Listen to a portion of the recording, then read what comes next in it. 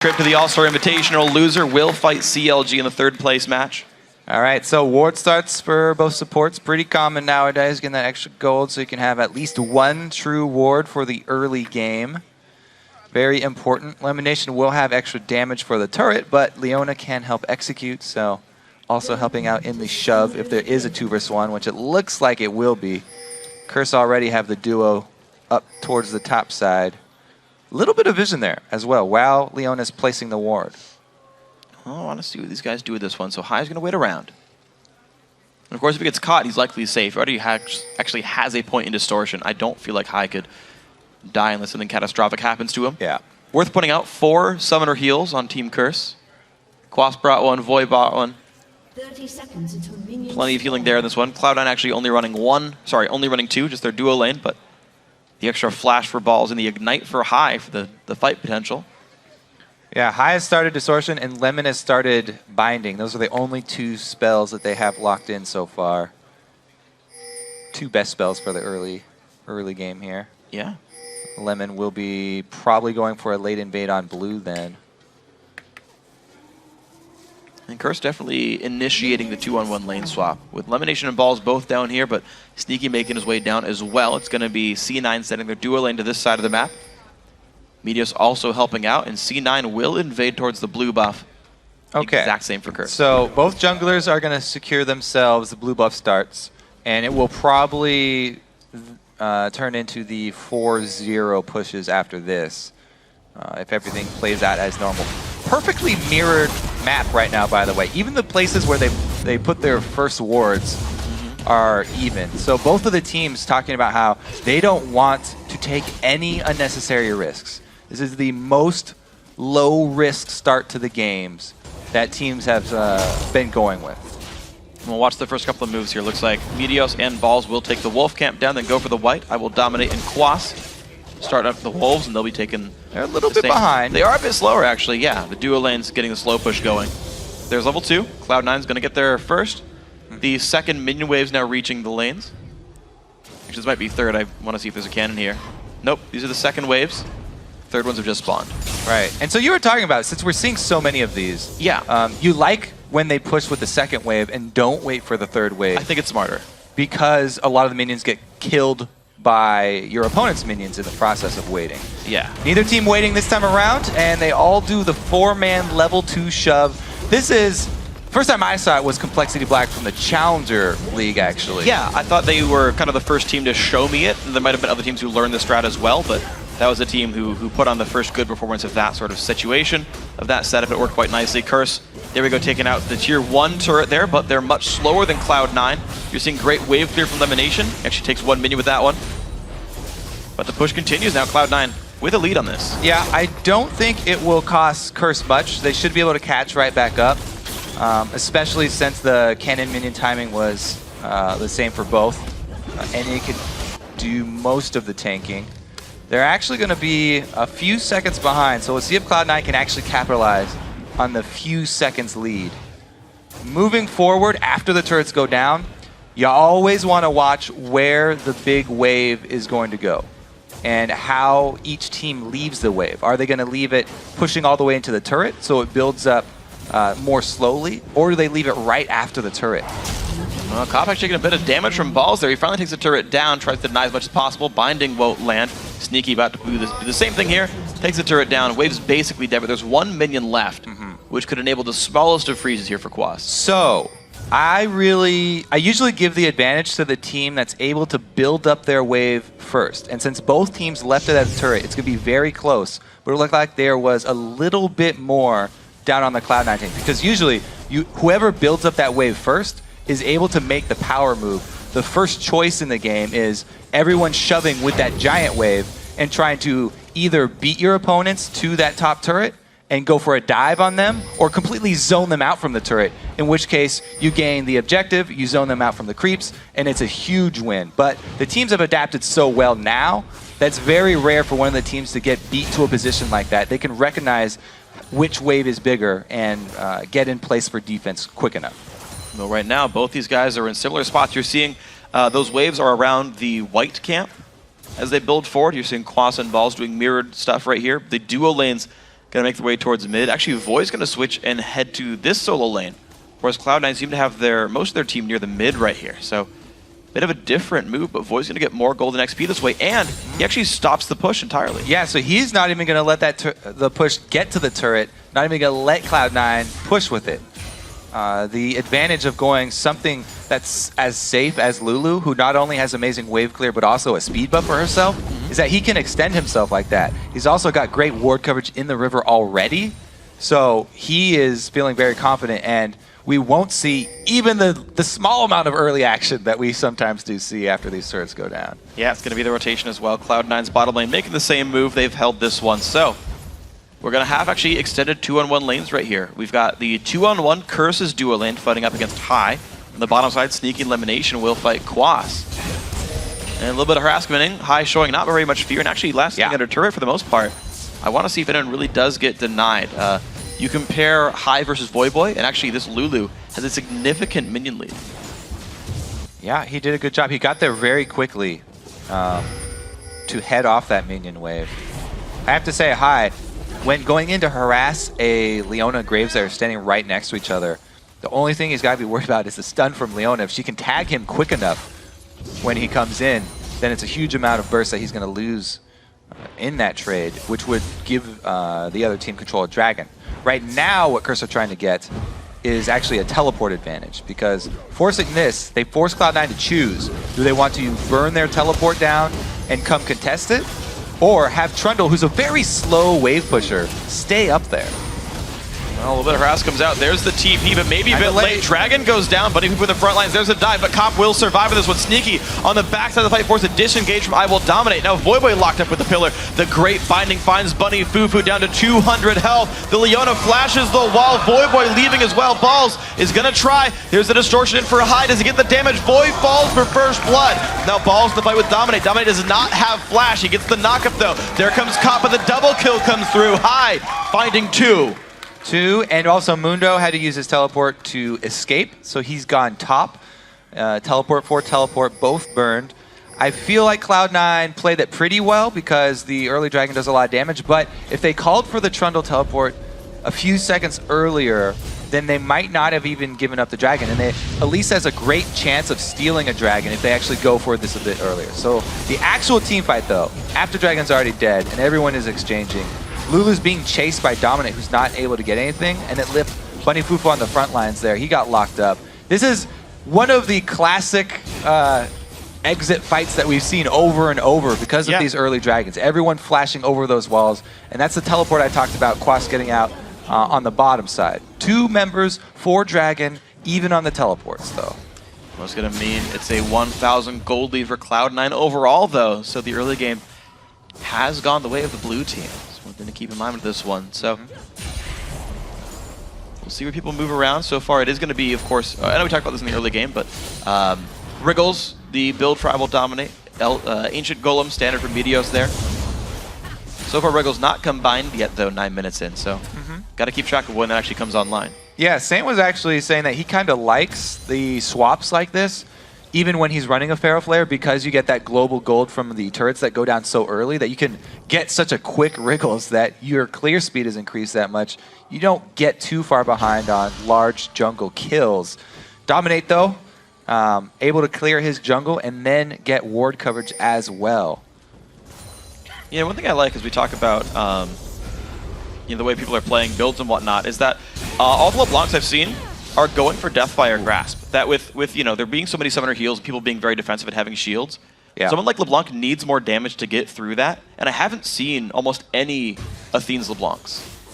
Yeah, especially since they rely on him for wave clear here as well in this mid game. He needs that AP for his distortion, so early needlessly large rod. I like the pickup for him going that route, as well as trying to get through the anti-assassin meta.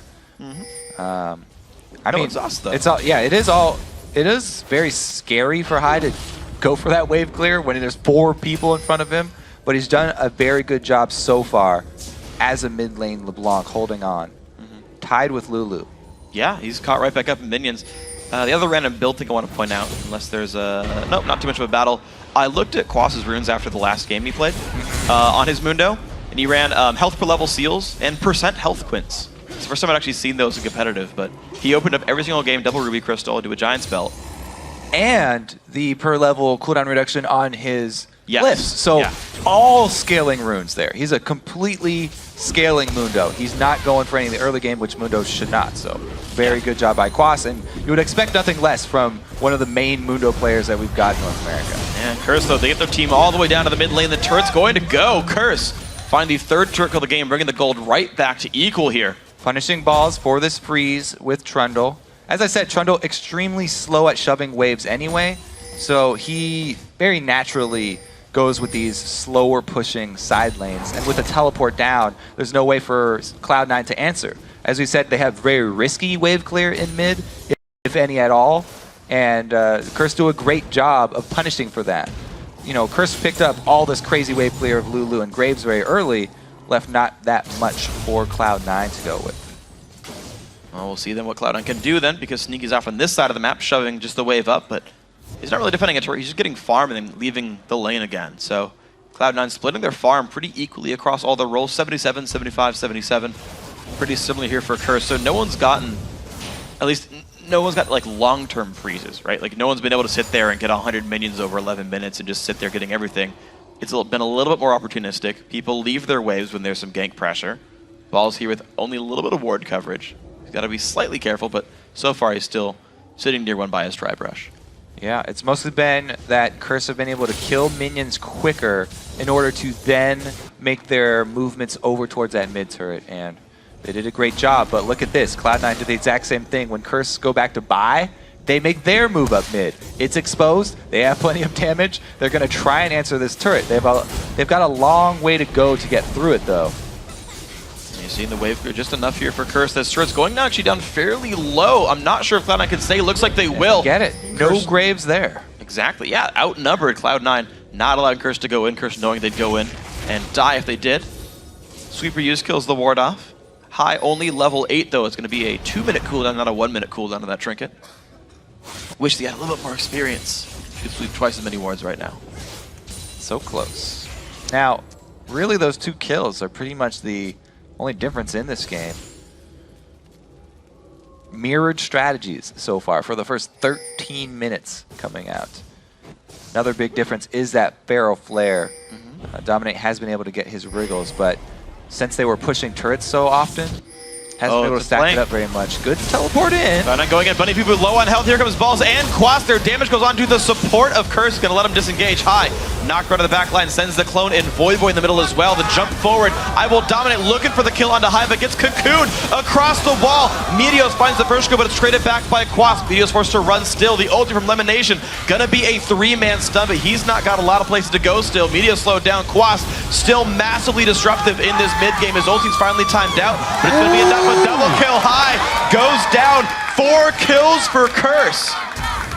Mundo, the massive health tank, soaking up a lot in that fight. And look at Quas, that is a sign of a well-played Mundo. He used everything. Teleport, heal, and his ulti, and gets out with only a sliver of life, still able to help with the dragon. So Balls, like as he said, he called out the flanking teleport. It's a good move, but all of the burst and the skill shot CC used on the support of Curse, plus they don't even finish off the kill because of the heal summoner. After High uses all his burst on the support, he's free for Dominate to go aggressive on, and they get him very low. Even though Dominate does go down in the end, there's that Mundo that we talked about. Lemonation tries to stick everybody with his ulti, and he gets 4 people. Second proc stuns 3, which is a really strong ulti from Morgana. However, the whole team not able to put out damage while he's stunning up the rest of Curse. And they do go down. As I said, the mid-game team fight for Curse is beastly. We saw it in action there. That's what we were talking about in Champ Select. So it's a 600 gold lead for Curse. High. Woo. Gets the ward down immediately. It's like, oh, we got Mundo. Pieces out. Good distortion. Yeah. More like a ditch distortion. He's like, getting the heck out of there. Heyo. Yeah. Mixed reviews on that one. Mixed reviews. That's all I'm going for. It was not universally booze. I've succeeded with this one. Now, they also got the large wave top that Trundle was sort of slow pushing And Quas has been able to soak that one up. As we talked about before, Quas going with a full scaling Mundo. He will get very strong fairly quickly here. And it is going to be up to Balls to always use his ulti on Dr. Mundo, or I will dominate after Dominate has used his ulti. We get those extra resistances. Yeah, and I want to know actually, like, so hold on, this is going to be actually kind of rough for Balls. Will he survive this fight? The Agony's Embrace is on. There's the ulti popped as well. He only has Cutlass.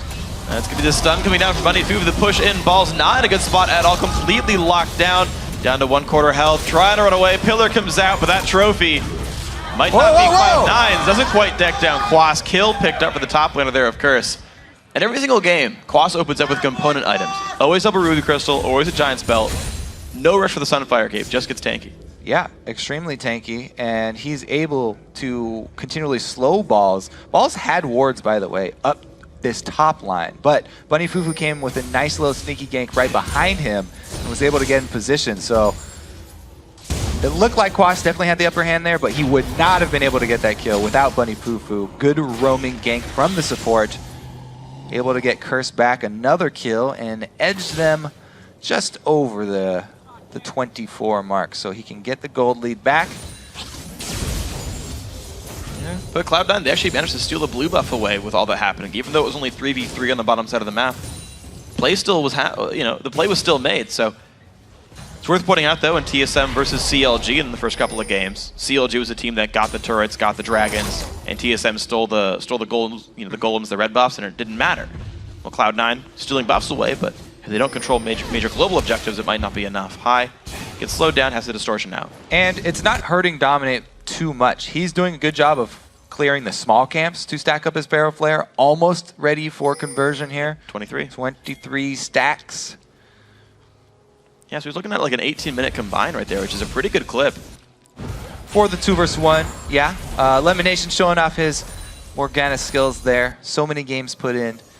Trying to get the aim down perfect. Let's see what the next move from Cloud9 are, because it seems like they've got more early game pick-oriented style here. They've got good ward coverage in Curse's jungle. So what they would like to do is try and capitalize on that and catch people who are out of position with that Elise, with that LeBlanc, with the Morgana. However, at all this shoving, they haven't been able to get anyone out of position from Curse. It's actually been Curse who have been coming up with the ganks, and Curse that are coming up with the picks.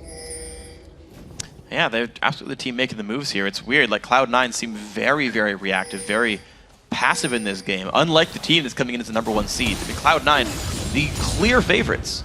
They've won split after split. Well, they've won the only split they've been a part of. They're the #1 seed in this one. It's true. I mean, Curse are a very big underdog coming into this, but we talked about how relaxed they look after they finally beat Dignitas. It gave them so much momentum, took so much weight off of their shoulders, and they're playing much better than they even did in that series. Coming in here, they're looking very strong.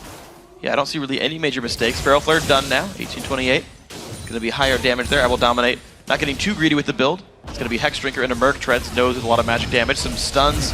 Brutes on a Bunny Fufu, but that is a durable LeBlanc. Like, that's the only guy that C9's getting any poke on. Otherwise, Cloud9 are basically treading water in lanes and waiting for dragons till things happen. Yeah, that Xin Sao is looking pretty good right now. If he's able to move in towards Randuin's, he will be a strong tank right alongside Quas. And tanks are very strong right now. We say it's the anti-assassin meta. Because there's so many heals going on, the tank stats are really, really effective. All these resistances, you get so much health to work with that you're getting back. That a strong tank line scaling is, just as good as a hyper carry almost nowadays. Yeah, and I'm wondering actually if that's going to eventually change the AD carry picks, or even mid laner picks to guys who have more % health damage. Like, what happens when Malzahar becomes a top pick mid laner because he can kill Moon? Like, that's not out of the realm of possibility. I mean, we see champions come up out of nowhere all the time. Mid lane Karma got a pentakill today. Yeah, well, we already see some sort of reaction. I mean, Cloud9 did lock in Trundle, so he can bust one of those tanks. Problem for them is that there are 2 of them. There will be 2 of them. There will absolutely. Quas gonna pop the ulti to get away from this one. Dodges the chain. High. Oh, over 2. Both, actually. Cocoon also gonna get juked away. And Quas uses the time to buy his team a dragon at the bottom side of the map. Cloud9 will get a turret with the 3, but a mid-game dragon. worth more than 650 gold. And as Saint keeps pointing out with the junglers with Pharaoh Flare, the thing is, when the junglers go and they try and clean up scraps on areas where the team is weak, that's where you're making the wrong move as a Pharaoh Flare. You need to go to an opposite side of the map and take something else. You can clear dragons so fast if the team go top for your red buff or for your top turret. You go and you exchange. You don't try and clean up the remnants of your destroyed top lane. You take something somewhere else.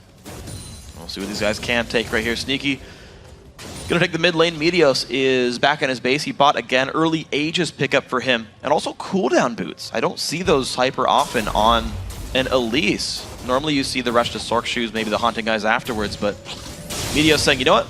We'll out-tank you guys. Let's grab more defensive stats. You know what it is? It's actually the new Elise scaling into late game because the cocoon actually stuns for longer. Yeah. He can get more cocoons off now. That scale up to 2 second stun. And they're really looking for those picks. He's playing completely utility Elise. Not only is it the cooldown reduction, also that magic resist aura, which will also add more cooldown reduction when he upgrades it into Locket. Yeah. He's trying to provide that CC for his team.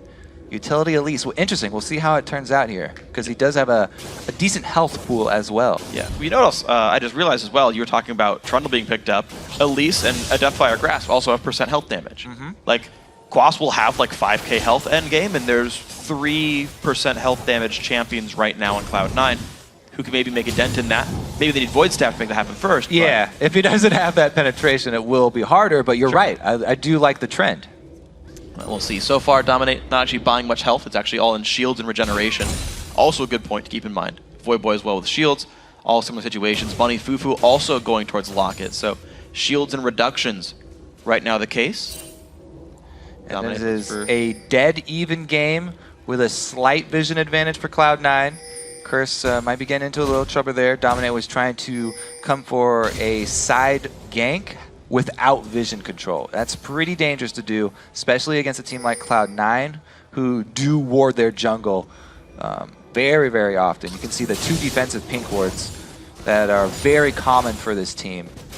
And those mid-game team fights very well could break out around those pink wards. As I said in the last series, defending pink wards is one of the main ways that you do get picks towards the mid-game nowadays. Oh, right now it's going to be a little bit of poke going back and forth. Sneaky not going to get picked off at all here. 216 minions on him, actually. Cloud9 are starting to funnel a bit of their gold towards the AD carry. When Sneaky gets towards 4 items, Last Whisper, Infinity Edge, that will be a much more powerful champion. I think it's likely he goes Phantom Dancer and not Triforce there. It's the better late game build, and it seems like that's where this game is heading. But Zeal does build onto both. We'll see where he goes. 5-man move here from Curse. Now finally committing to a move on the map, getting that Baron cleared out. There's a bottom lane that's pushing against them, though. Curse have to be careful. They made this mistake before against Dig. They commit towards mid when they had side lanes pushing. This time around, though, they've got Cloud9's attention, and they are not going to be out-positioned. Right now, Curse have the inside track on the Baron area. The bottom lane just has a gigantic minion wave pushing on in. That's totally safe, though. No champions heading that one up, and it's just going to be easy defense for Curse here. What's hilarious? Everybody's cracking up. No idea what happened. Doesn't matter. Cloud9 are safe. Pushing up the mid lane. Void Boy puts the Whimsy on. Teleport in from the back line as well. Quas will engage the fight. Here we go. Quas locked down, but gets the ulti, and Cocoon coming across. There comes I Will Dominate. Hits 3. A big burst comes through. Does not quite catch Void Boy, though. Elimination healing himself. Boy, he will almost drop. He does. 1 for 0, but Cloud9 start to melt. 2 for 1 so far. Actually, Cloud9 still staying ahead. Cop puts the damage on. He finds high. Quas falls down. Sneaky forced to run. He does stay alive. Elimination and Meteos find the cleanup, actually. Cloud9 crushing the battle. Bunny Fufu trying to run away, but C9 actually gonna go 5 for 1 in that fight. Well then, 24 minutes in, Cloud9 get an ace out of a completely even game. The teleport in the back for Mundo. He takes a lot right now. 4 members focus on him. There's that % damage focus that you talked about with Elise, getting him down low. He gets popped right back up with Lulu, but they don't have a lot of the follow-up damage after this. And the focus on the Void Boy getting caught up there in the middle. really was a turning point. Dominate also going down at the same time. Comp was trying to flash in to make sure somebody on Cloud9 died, but they only got 1 kill. This utility Elise from Meteos, again, I want to point it out because at the mid game, it's extremely strong with the aura that he's providing to the team as well as a cooldown reduction. And I gotta say, I was very impressed by Sneaky in that fight as well. He is the #2 highest damage dealer to champions in the LCS and the lowest deaths in North America. And you saw him get focused initially by Dr. Mundo, kite back, and then stay in the battle the entire time. Yeah, Mundo kind of gave up his mission. He turned back towards High. Following towards Sneaky there, yeah, and he turned back towards High. Now, Sneaky did pick up the Trinity Force, so he's not going for that later game build you're talking about with the Fan Dancer. Mid-game power, they just want an ace, they want to push it. Oh boy, with the knockup's going to stop the distortion there. Quas forced to disengage, pops his ulti for that one. Does have Spirit Visage and a Sunfire, but Cloud9, they own the mid lane right now. They're going to move in tier 2 turrets, going to be theirs. Curse will not stop for Dragon. They're going to have to recall to the base and defend the inhibitor. Yeah, I mean, Cloud9's strengths have been the movements around the map as well as the team fights, and they showed right there.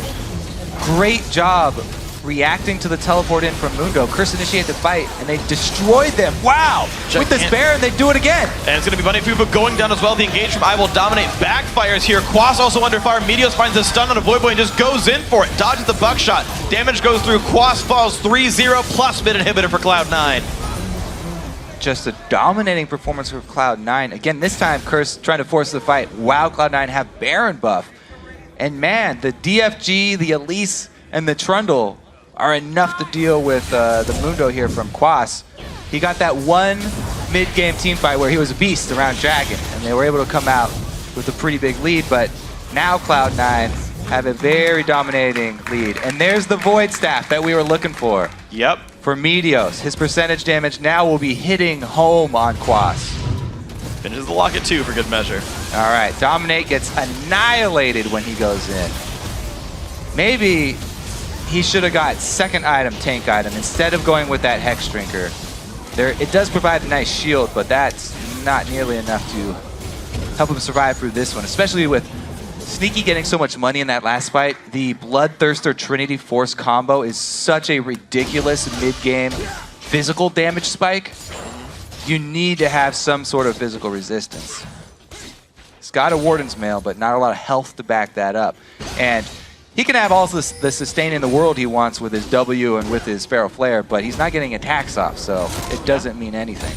I mean, Last Whisper is also already done for Sneaky. Sneaky is now an item ahead of the tank line at this point, which is exactly what you want. Is okay, I've got Last Whisper before Randwiz is done. That means you've got this great power spike as an AD. If Sneaky stays safe, then Infinity Edge comes in before Thornmail, and that you just stay ahead as the AD carry. You're going to kill things, of course. Meteos and High also posing great threats. Balls added Blade of the Ruin King. All these things adding up to killing the front line. Even Elimination is ready to dive in there. He's got a Zonias. And he has been, too. He's had some very strong multiple enemy ultis that he's gotten off in these fights. Cloud9 making some adaptations that we were not expecting coming into this one.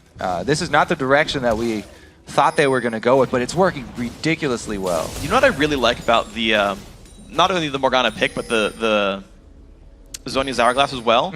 Quas, Dominate, Bunny Fufu have in buttons, but not out buttons. They pretty much can't get out of Morgana ulti. Yeah, they were banking everything on this being like a strong team fight. They look really brawly here. But the way that Cloud9 are dealing with this are with the builds and with that percentage health damage working so well. Just locking everybody up there. Lemon Nation. There comes the dive. I Will Dominate getting a bit of support, and they do get the immediate kill on the support. 1 for 1 so far. Bunny Fufu taking a bunch of pain, sneaking in the back line, does find another. It's double kill for Meteos, but now Cloud9's battle lines pushing forward. Curse on the retreat. Quas down to 1,000 health, gets the heal, does escape. Balls holds tower aggro. That's enough for his team to keep the push going. 4 versus 3. Cocoon is going to miss. The wave clear comes in. Curse gonna stay alive, but they're already losing Nexus one. turret number 2. It's taking a little bit of damage. Looks like that will just survive, but yes, Curse have already lost one of their Nexus turrets. Of course, that mid-and hit was already dead. Yeah, I mean, Cloud9 coming out strong once again. Very calm early game. 24 minutes before that first ace that they were able to get mid. And Curse were not expecting that at all. just jumping into the fight. They were the ones who tried to cut off Cloud9 and force it. See, this time again, they try and force it. Dominate goes in first. They burst down Lemon, and they actually knock him up so that he can't Zanya's late. And they take him down before he's able to even use it. But it doesn't matter. They spent so much time taking him out. Cloud9 were able to focus their damage and force Curse to back off. It was a good choice by Balls. He realized the chase was done, but waited knowing that he had turret aggro, saying, hi, get out of there, get away from turret range. Okay. And then like once they all left, he pieced out. Like there's so much team fight awareness by all the members of Cloud9. Everyone knows their own role. Balls held turret aggro and made sure he didn't drop it all fight long, being the big tank for his team. So many smart things going on here. Double cooldown boots, Meteos and Elimination both. Tons of CC comes out of those roles. Yeah, this game really has been all about those team fights. Those would be good to review for most of the teams in the LCS, yeah. Actually. Cloud9 really putting that on display. So, 13-7 now, winning in this game. 10,000 gold lead for these guys. It's going to be nice. Meteos with the finished lock. I talked about that one, though. 25 CDR and items. It's going to bring many more cocoons into these fights. Now he's level 15. He's back to a 1.5 second stun with that spell.